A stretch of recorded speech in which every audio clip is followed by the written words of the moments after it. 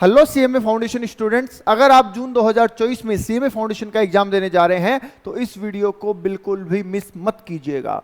आज हम इसमें बताने वाले हैं आपको fundamental of accounts and costing के इंपॉर्टेंट टॉपिक्स। इन टॉपिक्स को आपको हर हालत में करके जाना है, बिल्कुल भी स्किप नहीं करना है।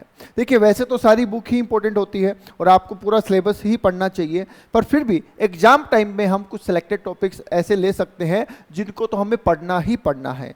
तो देखिए, सबसे पहले हम बात कर लेते हैं अकाउंटिंग फंडामेंटल में से। देखिए, अकाउंटिंग फंडामेंटल में से कुछ क्वेश्चंस तो बिल्कुल बेसिक्स बन जाते हैं, जैसे कि नेचर ऑफ अकाउंट्स। हम सब जानते हैं कि सर नॉमिनल नेचर के अकाउंट होते हैं, रियल नेचर के होते हैं, पर्सनल नेचर के होते हैं, तो वो ध्यान रखिएगा कि कौन सा अकाउंट किस नेचर का है, ये आपको ध्यान रखना है। उसके अलावा बात करें तो कैपिटल और रेवेन्यू ट्रांजैक्शंस का ध्यान रखिएगा कि किस ट्रांजैक्शन को कैपिटल ट्रांजैक्शन माना जाता है और किस ट्रांजैक्शन को रेवेन्यू ट्रांजैक्शन माना जाता है। इन दोनों का क्लासिफिकेशन आपको प्रॉपर्ली आना चाहिए और इसको पढ़ के ही जाना है आपको, राइट।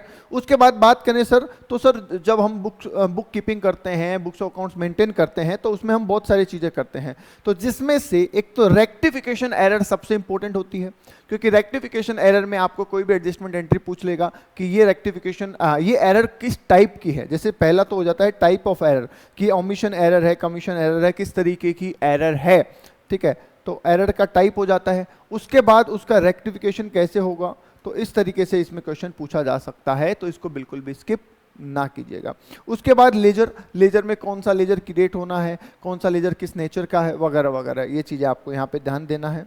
उसके बाद जो नेक्स्ट पॉइंट आता है वो आता है ट्रायल बैलेंस, कि कौन सी चीज़ ट्रायल बैलेंस में शो होती है, ट्रायल बैलेंस में डिफरेंस आने के रीजन क्या है। तो इसकी एक थ्योरी भी यहाँ पे बनती है कि ट्रायल बैलेंस हमेशा मैच होता है या नहीं होता, उसमें डिफरेंस आने की क्या रीजन वगैरह, ये चीज़ें आ सकती है।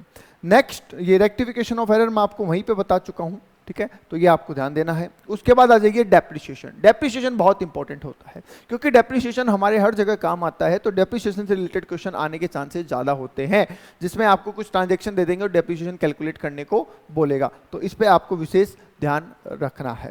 नेक्स्ट आ जाते हैं स्पेशल ट्रांजैक्शन में। स्पेशल ट्रांजैक्शन में कंसाइनमेंट में से आप थ्योरी दे सकते हैं, जिसमें आपको पूछा जा सकता है कि कंसाइनी बोलेंगे, कंसाइनर बोलेंगे, क्या बोलेंगे, गुड सेंट ऑन कंसाइनमेंट, तो इस तरीके के कुछ कौन सा अकाउंट ओपन करेंगे, इस तरीके की थ्योरी यहाँ से आ सकती है।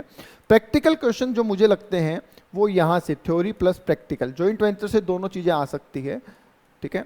एंड बिल ऑफ एक्सचेंज में से, बिल ऑफ एक्सचेंज इंपॉर्टेंट क्यों होता है सर, बिल ऑफ एक्सचेंज में टॉपिक बहुत सारे होते हैं कि सर इसको ऑनर किया, डिसऑनर होने पे क्या हुआ, इसका क्या एंट्री है, वगैरह वगैरह, तो ये टॉपिक आपके लिए दो यहाँ पे मोस्ट इंपॉर्टेंट बन जाते हैं।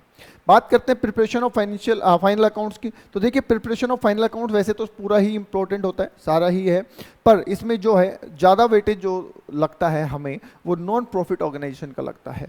एनपीओ में आप जो सब्सक्रिप्शन अकाउंट बनाते हैं, रिसिप्ट एंड पेमेंट अकाउंट बनाते हैं, इनकम एंड एक्सपेंडिचर अकाउंट बनाते हैं, तो उनकी फिगर कैसे आएगी। आपको पता है वर्किंग नोट्स बनाने पड़ते हैं बहुत सारे, तो वो वर्किंग नोट जब आप बनाते हैं डोनेशन का, सब्सक्रिप्शन का, तो वो फिगर निकालना, जिसमें कि एक्रूड अमाउंट हो गया, प्रीपेड हो गया, ठीक है, अनअर्ड हो गया, आउटस्टैंडिंग हो गया, इनके एडजस्टमेंट वाले क्वेश्चन, तो ये क्वेश्चन आपको यहाँ पे जरूर से करने हैं, इसको बिल्कुल भी स्किप नहीं करना है, राइट। आई होप वैसे तो आपने तैयारी कर ही ली होगी, पर फिर भी अगर आपने इन टॉपिक्स को रिकॉल नहीं किया है तो एक बार रिकॉल जरूर कर ले। नेक्स्ट आ जाते हैं कॉस्टिंग के पार्ट पे। कॉस्टिंग के पार्ट पे देखिए, सबसे पहले आती है डेफिनेशन, क्योंकि डिफरेंट काइंड ऑफ कॉस्टिंग होती है। डिफरेंट काइंड ऑफ कॉस्टिंग में सर नॉशनल कॉस्ट भी हो जाती है, अपॉर्चुनिटी कॉस्ट भी हो जाती है, फिक्स कॉस्ट हो जाती है, वेरिएबल कॉस्ट हो जाती है, संक कॉस्ट हो जाती है, बहुत सारी कॉस्ट होती है, जिसे हम टाइप ऑफ कॉस्ट भी बोलते हैं, जो यहाँ पे कॉस्ट अकाउंटिंग स्टैंडर्ड 1 में भी डिफाइन होता है। तो यहाँ पे डेफिनेशन आपको ध्यान देनी है। डेफिनेशन मैंने इसलिए लिखा क्योंकि डेफिनेशन सिर्फ कॉस्ट की नहीं होती, डेफिनेशन और भी बहुत सारी चीज़ें हो सकती है, जैसे कि कॉस्ट ऑब्जेक्ट क्या होता है, कॉस्ट यूनिट क्या होता है, कॉस्ट सेंटर क्या होता है। तो ये जो थ्योरेटिकल, ये मैं कहने का मतलब है कि यहाँ से थ्योरेटिकल पोर्शन पे ध्यान रखिएगा, कॉस्ट की डेफिनेशन, कॉस्ट सेंटर की डेफिनेशन, कॉस्ट यूनिट की डेफिनेशन, कॉस्ट ड्राइवर की डेफिनेशन, यहाँ तक की डिफरेंट टाइप ऑफ कॉस्ट की डेफिनेशन, ये भी आपको पता होनी चाहिए, कौन सी कॉस्ट संक कॉस्ट है, कौन सी कॉस्ट फिक्स्ड है, कौन सी वेरिएबल है, सेमी वेरिएबल किसको कहते हैं, ये सब चीज़ें आपको पता होनी चाहिए। एंड लास्ट एंड फाइनल बात करें तो कॉस्ट सीट को जरूर अपने हाथ से बनाइएगा, है ना, देखिएगा मत, उसको बना के देखिएगा। 2-3 क्वेश्चन ऐसे कीजिएगा जिसमें कॉस्ट ऑडिट आप खुद बना रहे हैं, क्योंकि वहां पे जो मुझे लगता है जैसे कि प्राइम कॉस्ट, प्राइम कॉस्ट में क्या क्या आता है, तो आप कहेंगे sir direct material plus direct labour आता है तो प्राइम कॉस्ट हो जाती है। तो यस, ये आपको पूरा एकदम याद होना चाहिए। फैक्ट्री कॉस्ट में क्या आता है सर, जब हम इसमें फैक्ट्री ओवरहेड जोड़ते हैं तो फैक्ट्री कॉस्ट आ जाती है, पर उसके साथ एक एडजस्टमेंट और भी तो होता है, कौन सा होता है, WIP का। तो वो चीज़ें आपको ध्यान रखनी है। तो पूरी कॉस्ट शीट, क्योंकि कॉस्ट शीट में स्टॉक का एडजस्टमेंट सबसे टिपिकल होता है, तो इसलिए पूरी कॉस्ट शीट अपने हाथ से एक बार जरूर बनाइएगा। तो ये जो टॉपिक हाईलाइट कर रखे हैं और जो टॉपिक हमने लिख के दिखाए हैं आपको, इनको आपको जरूर से करके जाना है, बिल्कुल भी स्किप नहीं करना है। और ऐसे ही बाकी सब्जेक्ट के टॉपिक जानने के लिए चैनल को सब्सक्राइब कर लें ताकि आपको आने वाले वीडियो मिलते रहें। Thank you.